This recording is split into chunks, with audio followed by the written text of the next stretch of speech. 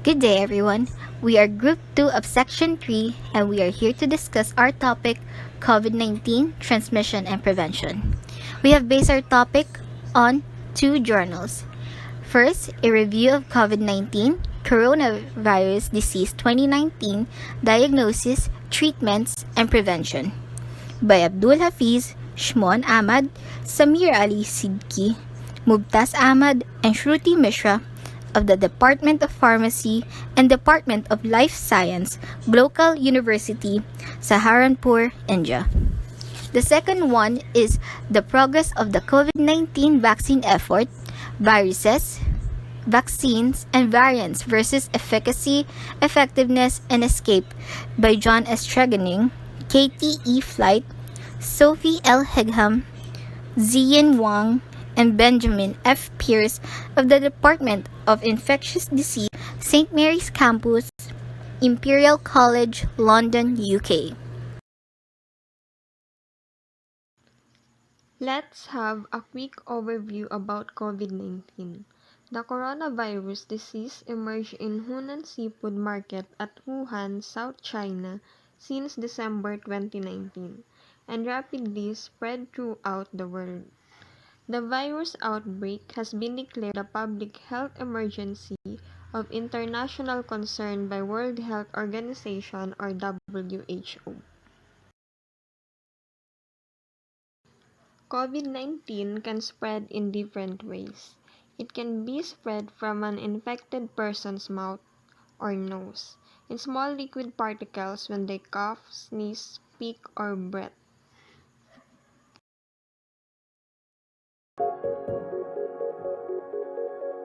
The COVID-19 virus spreads mainly between people in close contact with each other. It spreads most easily in crowded settings, closed spaces with poor ventilation, or through prolonged contact with an infected person. This is because, as a person infected with the COVID-19 virus breathes, talks, coughs, or sneezes, liquid particles of various sizes are expelled into the air. Larger particles are called droplets. Smaller particles are called aerosols. You can contract the virus if infected particles come into contact with your eyes, nose, or mouth.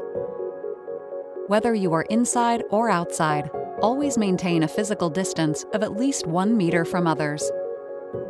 When you are in an enclosed or poorly ventilated space, the virus can spread more easily. In these conditions, aerosols can remain suspended in the air or travel farther than 1 meter. When you are inside, make sure to stay at least 1 meter from others. Wear a mask. Open a window to improve ventilation. And limit your time spent in these settings. To protect yourself and others, always follow these 6 precautions.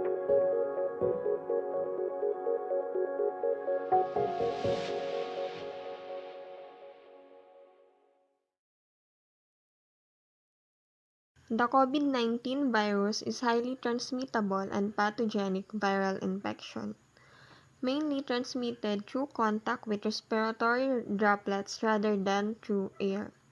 A single cough can circulate up to 3.000 droplets, and these droplets can land on other people and can infect them. People may also become infected by touching surfaces that have been contaminated by the virus, when touching their eyes, nose, or mouth without cleaning their hands. Also, coronavirus shed extended period of time in fecal matter. Thus, anyone who not washing their hands thoroughly after visiting toilet, bathroom could contaminate anything they touch. And according to WHO, current evidence suggests that the virus spreads mainly between people who are in close contact with each other, typically within 1 meter. That is why it is important to stay more than 1 meter away from a person who is sick.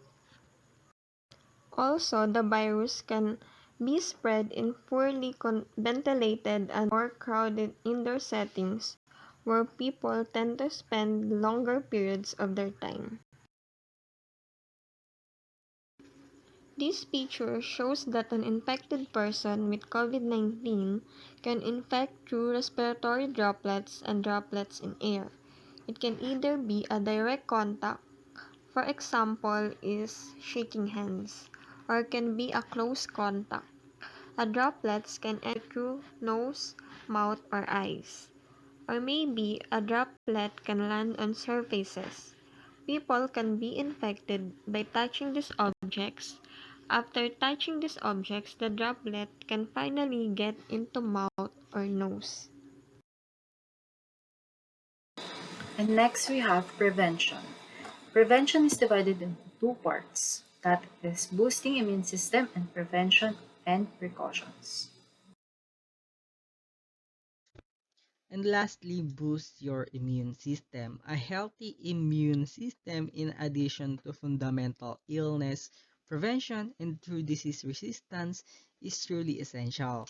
When the immune system is functioning properly, people's bodies are better prepared to fight sickness, and people should work hard to achieve their ideal body shape, said by Dr. Tom Moorcroft, an osteopathic doctor who specializes in infectious disease, says now is the time to focus on all the health habits people have been putting off. Start daily activities and food choices that support people's health and turn them into habits that will lead to lifelong improvement in health. Get enough sleep, fresh air, sunlight every day during this important situation.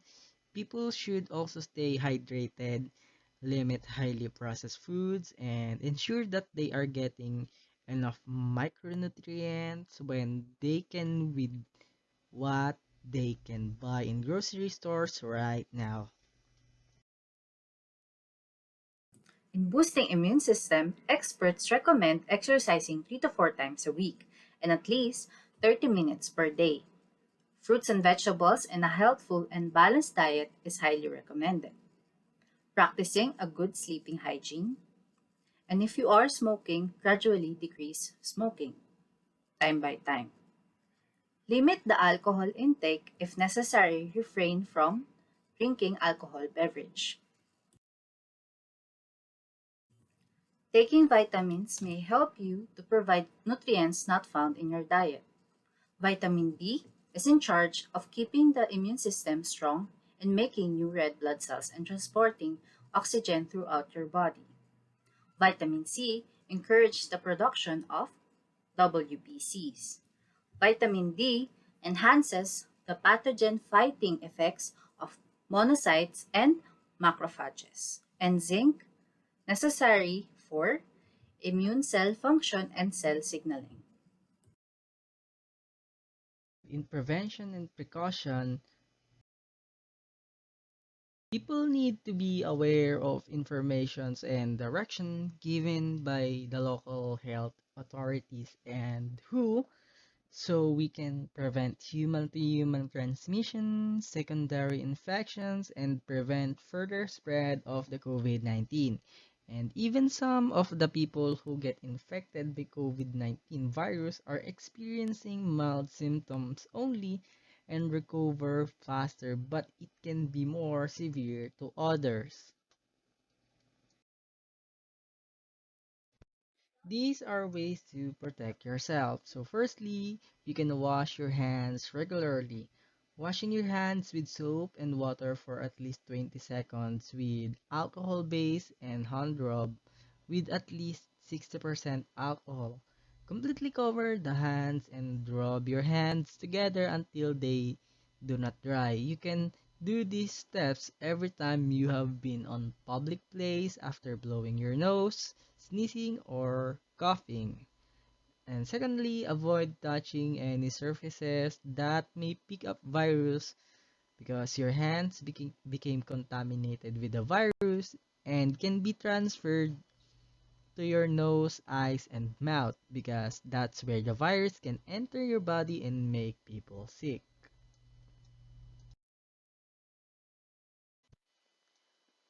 avoid close contact with people who are and might be sick. So it is advisable to maintain social distancing and maintain at least 1 meter distance to yourself, because when infected individuals cough or sneeze, the virus droplets may spread to the air that a person can be breathed. And also avoid large events and mass gatherings. These are some steps to protect others. Firstly, stay home if you are feeling unwell unless you are going to get medical care. Secondly, medical attention if you have cough, fever, or difficult in breathing. Third, whenever you cough or sneeze, cover your mouth and nose with a tissue paper. And fourth, throw used tissues in the trash and wash your hands immediately with antiseptic soap and water. Stay home for a duration of time and follow your doctor's instruction. If you're sick, avoid sharing bedding, dishes, glasses, and other household items. And if possible, use a separate bathroom and toilets from the family. If surfaces are dirty, clean them and use detergent or antiseptic soap and water before disinfection. Apply. Apply disinfectant daily on frequently touched surfaces. This includes desks, phones, keyboards, toilets, faucets, tables, doorknobs, light switches, countertops, handles, and sinks. Identify and isolate suspected cases. And before clinical care is started, identify the potential cases as soon as possible and isolate the suspected people separately from those who confirm cases of the virus of COVID-19 to prevent the potential transmission of infection to other patients and healthcare staff. In case of need to isolate a patient or patient group, pharmacies should designate and prepare a suitable space.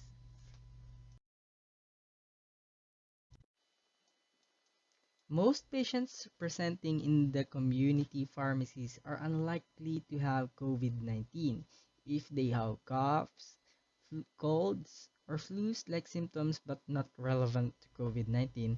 Travel or contact histories, pharmacies should proceed in line with their best practice and routine management of the cross-infection risk to staff and other patients. Restrict the number of individuals entering isolation areas, including the room of patient with a suspected and confirmed COVID-19. For safe work practice, protect workers to close contact with the infected person by using additional engineering and administrative control. So, the treatment strategy of COVID-19. Current data is summarized here to help us guide future COVID-19 therapy options. The backbone of therapy remains optimal supportive care, and the therapeutic efficacy of subsequent medication is currently being investigated or tested in clinical studies. General treatment for COVID-19. First, we should get plenty of rest. It can make you feel better and may speed your recovery. Next is stay home. Don't go to work or public places to stop the spread of the virus. Drink fluids. You lose more water when you're sick. Dehydration can make symptoms worse and cause other health problems, so stay well hydrated.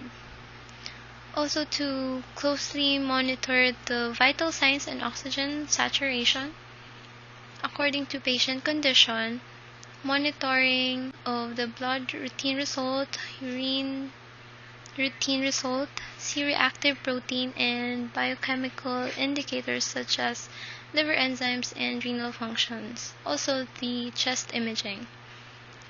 Timely providing effective oxygen therapy, including nasal catheter, mask oxygenation, and nasal high-flow oxygen therapy.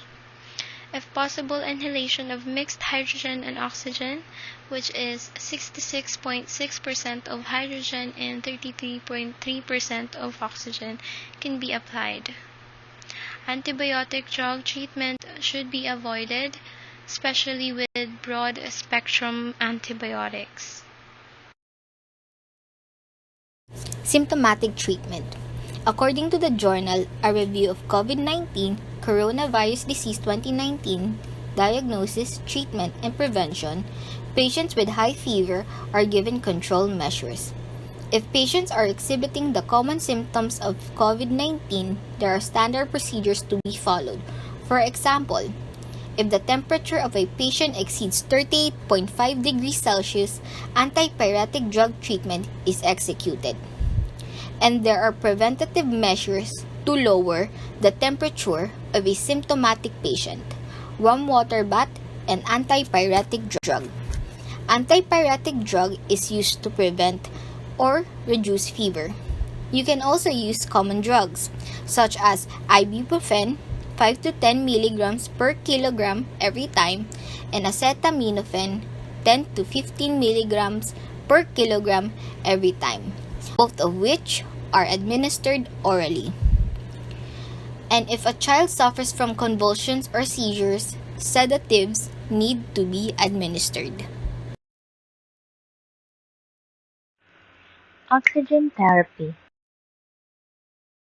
Supplemental oxygen, which is a treatment that provides an extra oxygen to breathing and involves breathing oxygen in a pressurized chamber or tube.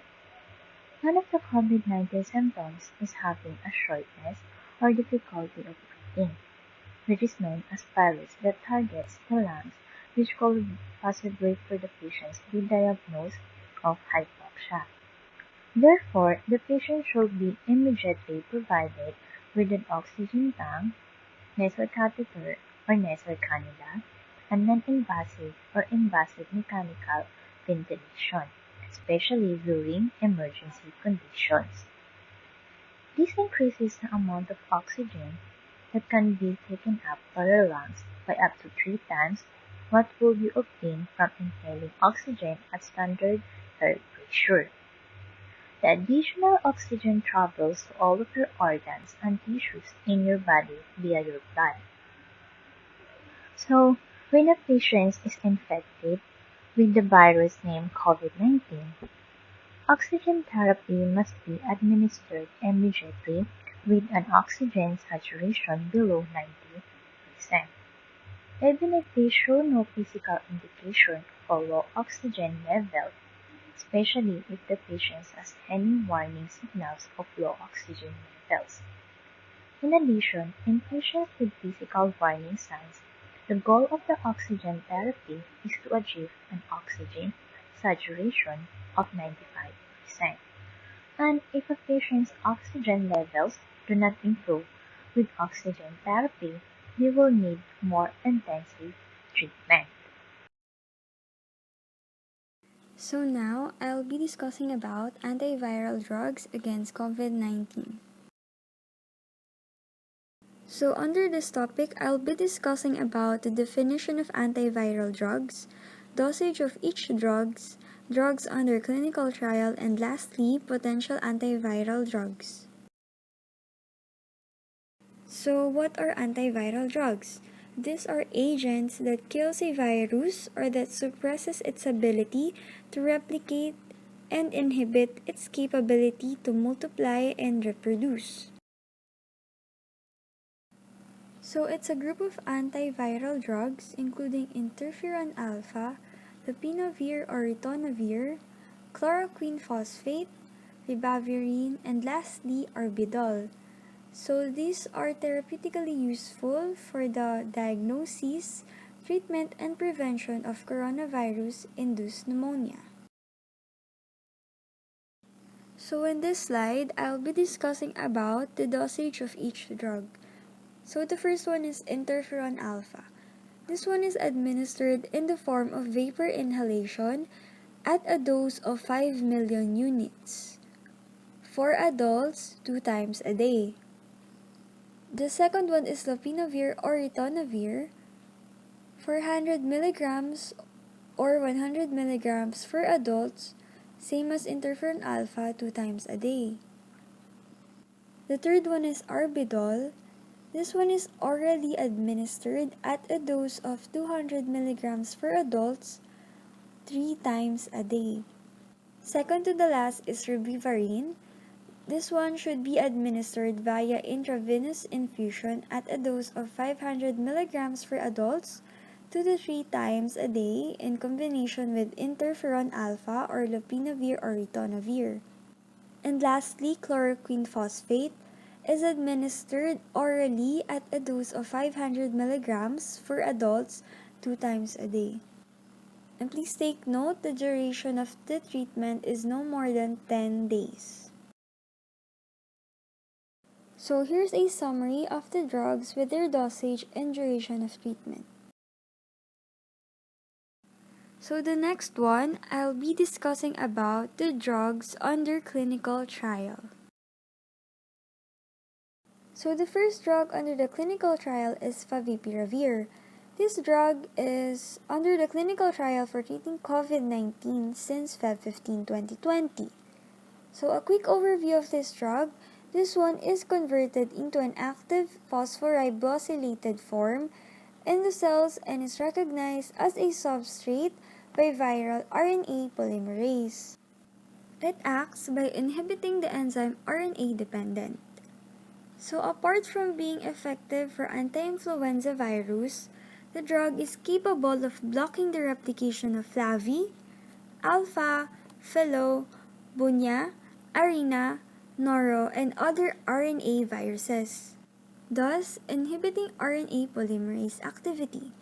Therefore, favipiravir may have a potential antiviral action on SARS-CoV-2, which is an RNA virus.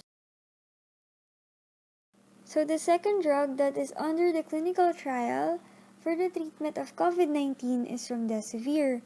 This one is a nucleoside analog and a broad-spectrum antiviral. Animal experiments indicated that remdesivir can effectively reduce the viral load in lung tissue of mice infected with MERS-CoV. It improves the lung function and alleviates pathological damage to the lung tissue. A team of researchers from Shanghai Institute of Materia Medica and Shanghai Tech University performed drug screening in silicon and an enzyme activity test, and they reported 30 agents with potential antiviral activity against SARS-CoV-2 on January 25, 2020. So in this slide, you will see the potential antiviral drugs that they discovered. So additional information, a certain Chinese herbal medicines such as Rhizoma polygonicus-cuspidati and Radix sophorii tokinensis were found to contain certain active constituents that were effective against SARS-CoV-2. So Wang and colleagues evaluated in vitro FDA-approved drugs and 2 broad-spectrum antivirals against a clinical isolate of SARS-CoV-2. At least 16 trials of SARS-CoV-2 already registered in the Chinese clinical trial. And they proposed to use chloroquine or hydroxychloroquine in the treatment of COVID-19. In a recent publication, Gao and colleagues evaluated that, according to the new survey, it is discovered that chloroquine phosphate is more effective.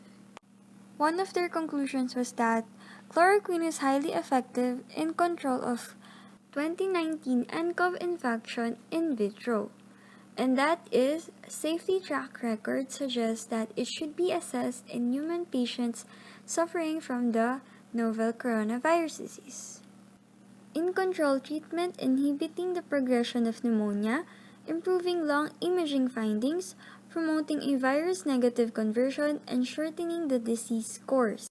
This anti-malarial molecule would be present to be a successful drug and good news in the treatment of acute viral infection since the drug is quite cheap and easily available. However, still a large number of research data needs to be collected before drawing any conclusion.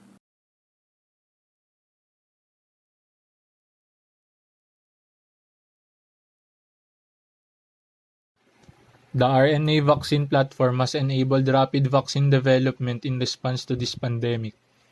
RNA vaccines provide flexibility in the design and expression of vaccine antigens that can mimic the structure and expression of the antigen during natural infection.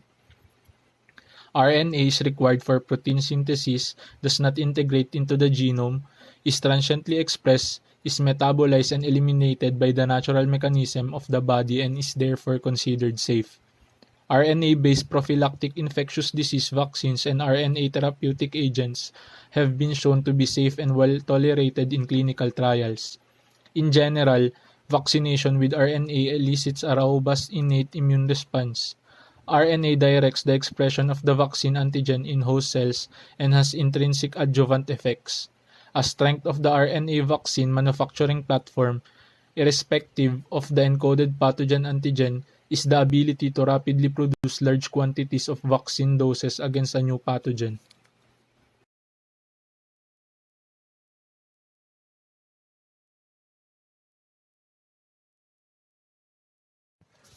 Traditional vaccines consist of an inactivated form of a viral protein that induces an immune response. Usually, these vaccines take a longer time to manufacture, and they are too risky for a few diseases. Vaccines that consist of messenger RNA is an appealing alternative because they induce host cells to produce many copies of protein they encode, promoting a stronger immune response than proteins delivered on their own. Messenger RNA can encode the viral antigens, but to work, we seek out the simplest way to deliver these antigens to a particular part of the body so that they generate an immune response.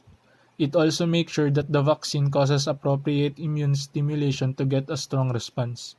RNA vaccines can also be quickly targeted to different viral proteins, as long as the sequence encoding the protein is understood. The main object to developing such vaccines is that finding effective and safe ways to deliver them the site of action. The recent study showed that packing such vaccines into a special type of lipid nanoparticles can enhance the immune response that they produce. Getting vaccinated is also a way to prevent COVID-19. Next, let's move on to the vaccination Phase 3 trial data. The table will show reported efficacy data from several organizations for their vaccines. As of June 14, 2021, each of these vaccines, except for the Novavax vaccine, had been approved for rollout to adults and in some cases to adolescents. The efficacies for COVID-19 vaccines were calculated from clinical trials based on defined endpoints.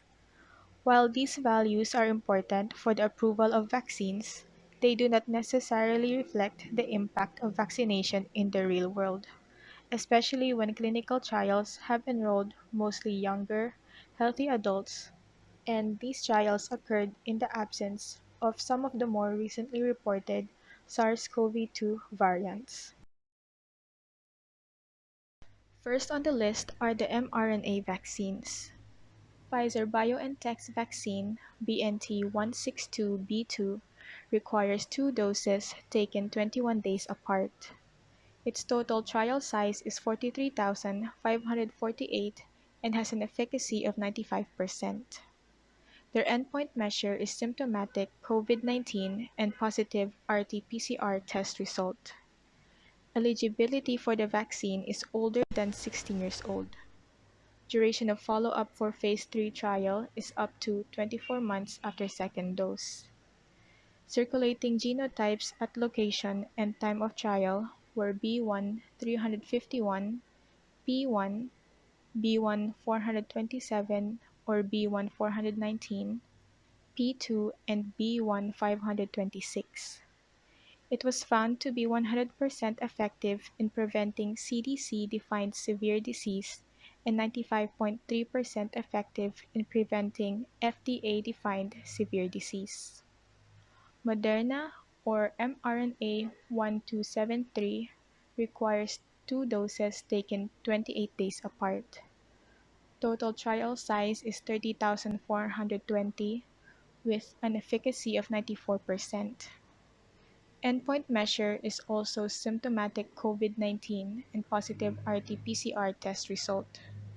Eligibility is 18 years old and above, and they're also doing trials for 12 years old to younger than 18 years and 6 months old to younger than 12 years. Follow-up is up to 24 months after the second dose. Circulating genotypes were B1 427 or B1 429 and B1 526, and they have a 100% efficacy against severe disease. Next are the viral vector vaccines. AstraZeneca University of Oxford's vaccine AZD1222 Vaxzevria has two clinical trial regimes. The first is two doses taken less than 2 weeks apart, and its efficacy is 55%. The second is two doses taken more than 12 weeks apart, and efficacy is 81%. Together, the pooled efficacy is 67%. Total trial size is 17,178. Endpoint measure is symptomatic COVID-19 and positive NAAT result. Eligibility is 18 years old above, and in the UK, it is 40 years old and above and should not be pregnant. Duration of follow-up for phase 3 trial for the first regime is 24 months after first dose. For the second, it is 12 months after the second dose. Circulating genotypes at that time and location were B117, B1351, P1, B1427, or B1429, P2, B1526, and C37. Vaxzevria also has a 100% efficacy against hospitalization. Next is Johnson & Johnson, or AD26 CoV2S. It only requires one dose. Trial size is 44,325. Efficacy is 66%. Endpoint measure is symptomatic COVID-19 and positive RT-PCR test result. 18 years old and above can take the vaccine. Their follow-up duration is 25 months and 27 months. Circulating variants were B1351, P1, B1427 or B1429, P2, B1526, and C37. And it has an 85.4% efficacy against severe critical disease occurring 28 days or more after vaccination. Gamaleya Sputnik V vaccine, which requires two doses 21 days apart. Trial size is 19,866 and efficacy is 92%. Their endpoint measure is also symptomatic COVID-19 and positive RT-PCR test result. Eligibility is for 18 years old and above. Follow-up is 6 months after first dose. There were no variants identified from the trial locations from the trial start date to June 2021, and there is no available data regarding the results by severity. Bharat Biotech's Covaxin requires two doses 28 days apart and has a trial size of 25,800 with an efficacy of 78%. Endpoint measure is symptomatic COVID-19 and positive RT-PCR test result at least 14 days after second dose. Eligibility is 18 years old and above, and they also have an ongoing study for 2 to 18 years old. Follow-up for the trial is 12 months after the second dose. A pediatric cohort is also followed up for 9 months. Variants identified include B.1.617.2 and B.1.617.1, and it has 100% efficacy against hospitalization. Next are the inactivated virus vaccines. Sinovac Biotech's CoronaVac requires 2 doses 14 days apart. In Chile, it was taken 14 or 28 days apart.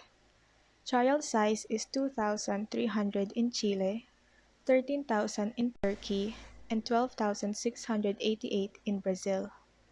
It has a 50.7% efficacy in Brazil, 56.5% in Chile, 65% in Indonesia, 78% in Brazil, and 91% in Turkey. Their endpoint measure is symptomatic, virologically confirmed COVID-19 occurring from 2 weeks after the second dose up to 1 year after the first dose.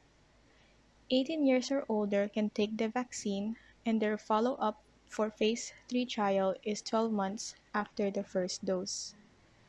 P1 and P2 were the circulating variants, and they have a 51% efficacy against symptomatic SARS-CoV-2 infection, 100% efficacy against severe disease, and 100% efficacy against hospitalization from 14 days after second dose.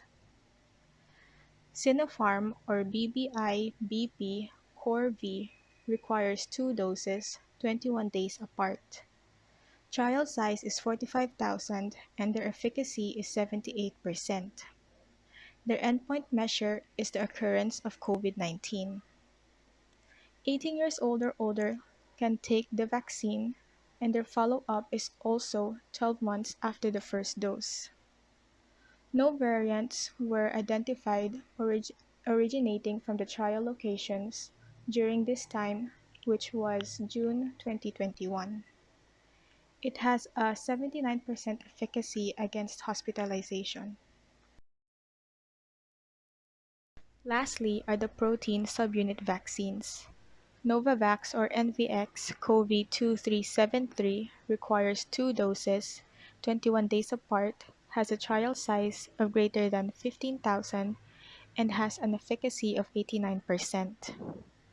Endpoint measure is symptomatic COVID-19 and positive RT-PCR test result at least 7 days after the second dose.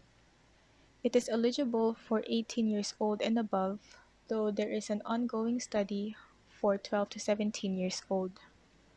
Follow-up for phase 3 trial is 24 months after first dose.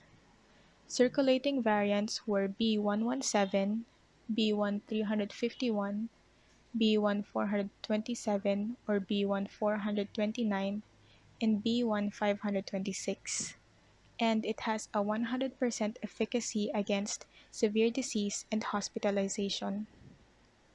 Vector's EpiVac Corona vaccine requires 2 doses taken 21 to 28 days apart. They have a trial size of 3,000, but there is no available data for the efficacy as of June 2021. 18 years old and above are eligible for the vaccine. Follow-up is 9 months after the first dose. No variants have been identified originating in the trial locations during this time, and no data regarding the results by severity.